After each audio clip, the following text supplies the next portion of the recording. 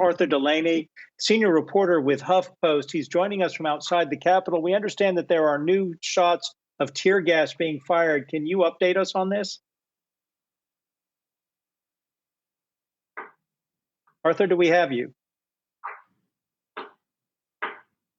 Arthur, you might be muted.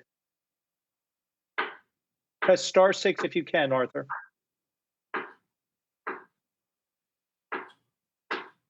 I think we're going to try and get back to Arthur in just a second. One more time, Arthur, you can unmute by going *6. But while we're waiting for Arthur to get the technicals worked out, we're going to go to Jared Blakerid. Oh, we've got him. Arthur, can you start over, please?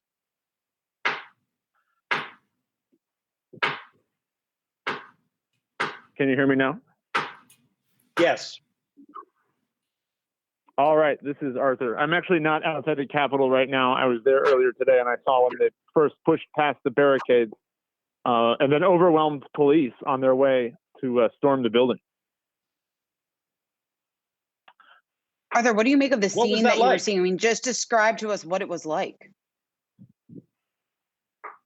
This was not a peaceful protest at all. I mean, I was actually in Baltimore after Freddie Gray's funeral when a riot kicked off. It started with a little skirmish with police. This was a huge mob of people that were totally intent on causing trouble.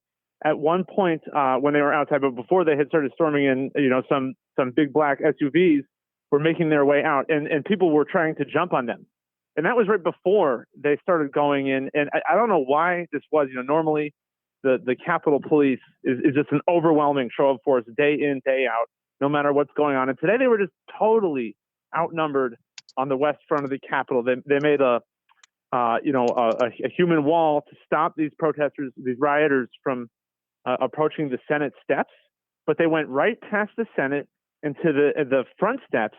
And you could see them violently struggling with the police to push past them and wave their flags from the top of the steps. And it was after that moment that they actually got inside. I'm not sure if they went in through that big iron door right there or found a side door because they were climbing all over the walls.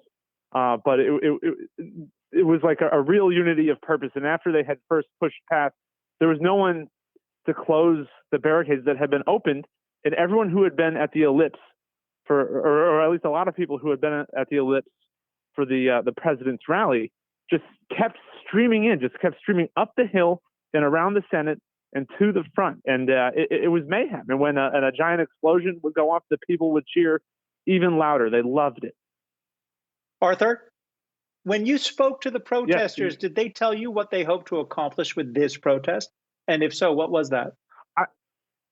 I mean, they think that this is them like overthrowing the government, basically. I mean, when people started pushing past and the cheers went up, people were going, "This is it.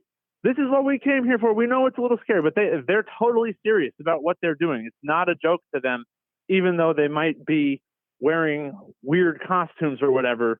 They were dead serious about getting in there. And you can just see, totally unintimidated by officers, walking right up to them, fighting them. It's a lot more serious than I think people might assume. Just having a general familiarity with obnoxious Trump supporters. It's not like that. It's really serious. And you could hear them saying things like, we've been. They had a sense of purpose from the president himself, who was repeatedly telling them to come here. It was not that spontaneous, is what I'm trying to say.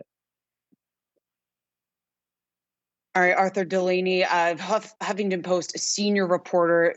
We hope that you stay safe. And thanks so much for taking the time to jump on the phone with us.